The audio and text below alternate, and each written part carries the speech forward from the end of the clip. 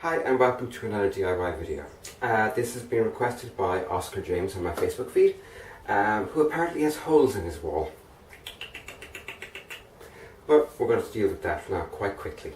So this is going to cut a bit because it's going to be very awkward to actually shoot because it's holes in the ceiling. Yay! Anyway, back in one moment. Okay, these are the basic things you're going to need. This would be an advantage. It's just a filling knife or putty knife or whatever the hell you want to call it. I don't even call it anything, it's just for putting filler in as far as I'm concerned. A decent sized spoon. This is out of a porridge box. A bowl and a spoon for mixing. If you don't have one of these, loyalty card. Now, there's two types of filler you can use. You can use this, which is a pre-made random brand one, which, if it was fresh, would be great, but it's gone rock solid. It's actually gone off, so that's essentially useless to me.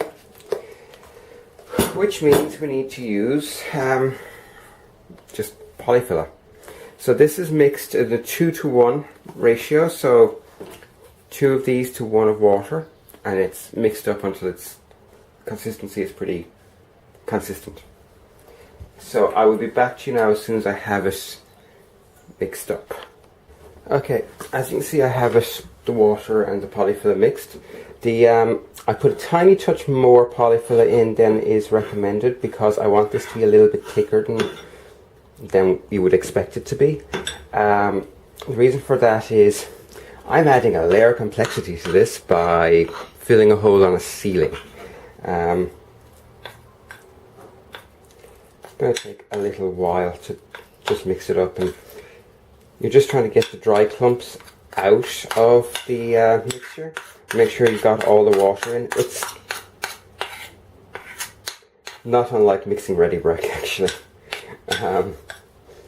Which I presume they have it outside of Europe. Outside of the UK and Ireland. I mean, it's delicious, it should be. So, you see that that's now reasonably thick. It's not insanely thick, but it kind of almost holds itself onto the bowl. And that's about right for using on the ceiling. And now on the ceiling I have 2 holes. I have one that I would consider a pinhole, which is like that, and there's a larger one that I would get my thumb into, and that's basically what I was taught when I was learning this stuff. Was you use a rule of thumb. If a hole is big enough to get your thumb into, or bigger, do it in stages, don't do it in one go, because otherwise you're going to end up with, well, sagging and cracking, and then you're going to end up having to refinish it again. But, okay, so I'm just going to cut and rearrange my camera, and then we're good to go. Okay, so, as you can see, we have 2 holes here. We have one here, and one here, and this one's much larger with cracking coming out of it. Now, for the smaller hole, it's just a matter of taking a little bit of the filler, force it into the hole, and then smooth around it. That's it, that's the smaller hole done. The problem is going to be the bigger hole. We're probably going to have to do multiple coatings, and it's going to take a bit of effort. As you can see, full thumb inside it. First thing you want to do is just get your finger into it and kind of clean out any of the loose crap that might be inside there. Now, that's about it. And take a larger bit of your filler and kind of rotate it into the hole so that you're getting most of the filler into the hole. Now, I don't know if you can see it, but that's sagging quite a bit. So what I'm going to do is I'm going to stick my finger into it. That's what she said, obviously, and just basically fill out the sides inside the hole, because this is But it's like most drywall situations. It will have a gap behind it, and if you do this, you're giving something for your next application to dry onto.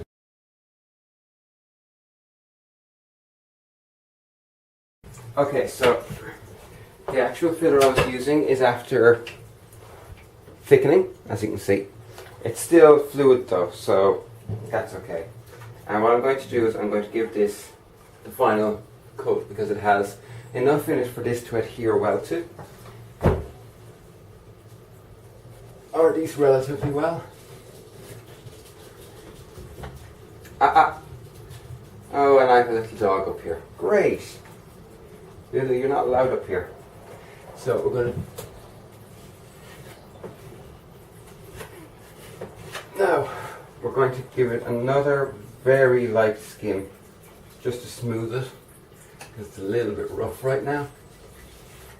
And let it go a little bit proud. And by proud I mean there should be a slight little bulge on it. Now all you do to finish this is wrap a little bit of sandpaper around the block.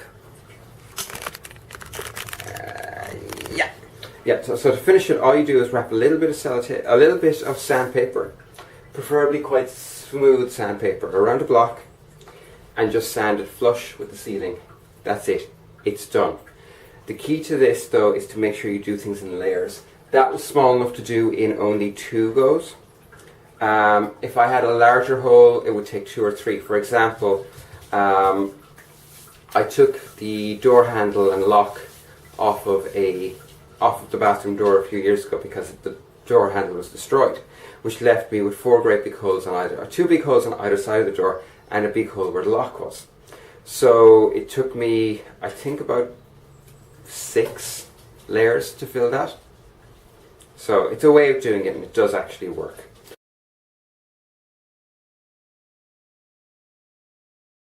Hi, it occurred to me after I stopped recording my this DIY video that I should mention the holes in the ceiling were there because we had a leak in the roof. It was a flat roof, tar paper roof on top of our bathroom. We had a leak on the roof which started bulging down the plasterboard in the ceiling and actually threatened to take the ceiling down. So the end result was that I basically grabbed whatever was sharp near me and made 2 holes in it, and it worked. So yeah, I'm trying to think, is there anything else that would be of help to you with that? There is a tool called a Sureform Hand Plane, and it looks kind of like a rasp, which means lots of tiny little blades on it. They're about a tenner, and they're really great for smoothing plaster if you're very careful with them and very gentle. But really, you don't need to buy that. Go to a pound shop, go to a Euro Mega Fucker Savers shop, go to whatever your equivalent is of a budget shop. Buy some cheap sandpaper. It's sandpaper. You're not working on high-end furniture. You don't need really good sandpaper. Just wrap it around a block of wood or anything that's square and flat, and just sand it down. And you can leave it to dry for a couple of hours total, and it'll be in good enough condition for you to actually paint over. So yeah, so that's it. Now this time it's really bye.